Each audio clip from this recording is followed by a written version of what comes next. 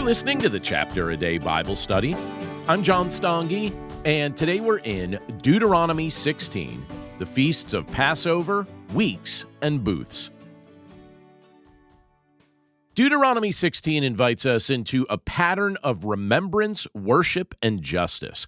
As Moses continues instructing Israel before they enter the Promised Land, he focuses on three major annual feasts and the importance of righteous leadership. But this chapter isn't just about religious observance. It's about shaping a people who remember what God has done, celebrate His provision, and live in a way that reflects His character. And as we read it today, we can clearly see how these instructions point us forward to Jesus. The chapter begins with the Passover. Moses says in verse 1, "Observe the month of Abib, and keep the Passover to the Lord your God, for in the month of Abib the Lord your God brought you out of Egypt by night." Passover was a yearly reminder that God rescued His people from slavery. They were to sacrifice the Passover lamb, eat unleavened bread, and remember the urgency of their deliverance.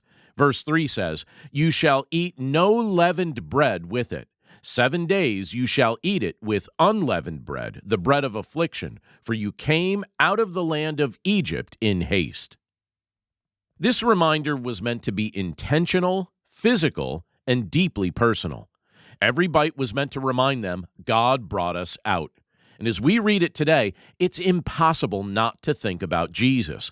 The New Testament makes the connection very clear. Christ is our Passover lamb. Just as the blood of the lamb in Egypt spared Israel from judgment, Jesus' sacrifice on the cross spares us from the penalty of sin. His death wasn't symbolic. It was substitutionary. He took our place so we could go free. Next, Moses describes the Feast of Weeks, also known as Pentecost. This celebration took place 7 weeks after the harvest began, and it was marked by gratitude. In verse 10, we read this, "You shall keep the Feast of Weeks to the Lord your God with the tribute of a freewill offering from your hand." It was a time to acknowledge that God provided the harvest.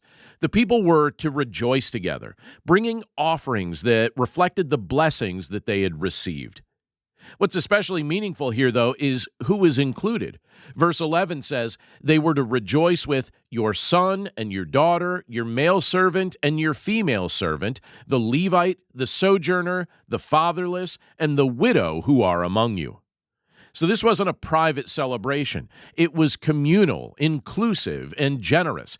Everyone was meant to experience the joy of God's provision. This feast also points us forward. In the New Testament, Pentecost becomes the moment when the Holy Spirit is poured out on believers. The harvest becomes spiritual. Through Jesus, God begins gathering people from every nation into His family. The joy of Deuteronomy 16 finds its fulfillment in the expanding kingdom of Christ, where grace is offered freely and shared generously. Then Moses turns to the Feast of Booths. This festival was a week-long celebration at the end of the harvest season. In verse 13 we see, "You shall keep the Feast of Booths 7 days, when you have gathered in the produce from your threshing floor and your winepress." During this time, the people would live in temporary shelters to remember their wilderness journey. It was a way of saying, we didn't always have homes. God carried us through. And verse 15 captures the tone beautifully. It says this, "You shall rejoice in your feast, because the Lord your God will bless you in all your produce and in all the work of your hands, so that you will be altogether joyful." I love that phrase, altogether joyful. It stands out. God didn't want half-hearted gratitude. He wanted full, overflowing joy, rooted in the awareness of His faithfulness. Well, this too points us to Jesus. Our lives are still, in many ways, lived in temporary tents. We're pilgrims passing through. But through Christ, we have the promise of a permanent home. He came and dwelt among us, but now He's preparing a place for us.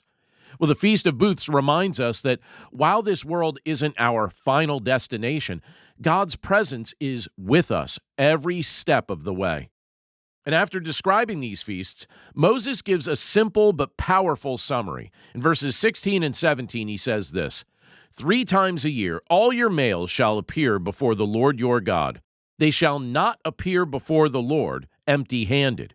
Every man shall give as he is able, according to the blessing of the Lord your God that he has given you. Worship was never meant to be empty or detached. It was a response to God's generosity. They gave because he had first given to them. Finally, the chapter shifts to justice and leadership. Moses instructs the people to appoint judges who will rule fairly. In verses 19 and 20, we read this: "You shall not pervert justice. Justice and only justice you shall follow." God's people were called to reflect his character, not just in worship, but in how they treated others. Integrity, fairness, and righteousness, these were essential traits that God wanted to see lived out among the people. This also points us to Jesus, our perfect judge. Unlike human leaders who can be swayed or corrupted, Jesus judges with perfect righteousness. And through him, we're not only forgiven, but we're also transformed. He calls us to live justly, to love mercy, and to walk humbly with God. So Deuteronomy 16, it's about remembering, it's about rejoicing, and it's about living rightly.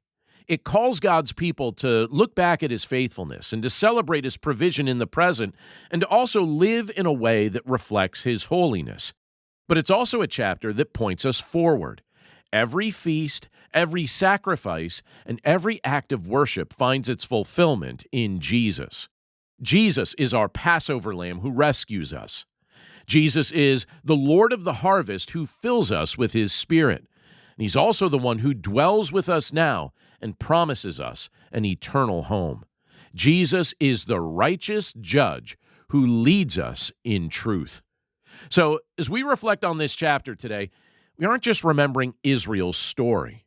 We're also recognizing our own, because through Christ, we've been rescued, we've been provided for, and we've been invited into a life of joyful and faithful obedience. Thanks again for listening to today's episode of the Chapter a Day Bible Study. For more resources to help you in your walk with Christ and your understanding of the Bible, please visit my website at BibleStudyHeadquarters.com. And if you'd like to partner with me by becoming a supporter of this ministry, you'll see a few options to do so, again, at BibleStudyHeadquarters.com or in the description of this episode. As always, thank you for your prayers, thank you for your support, and thank you for your willingness to share this content with others. Have a great day, and I'll see you again right here tomorrow.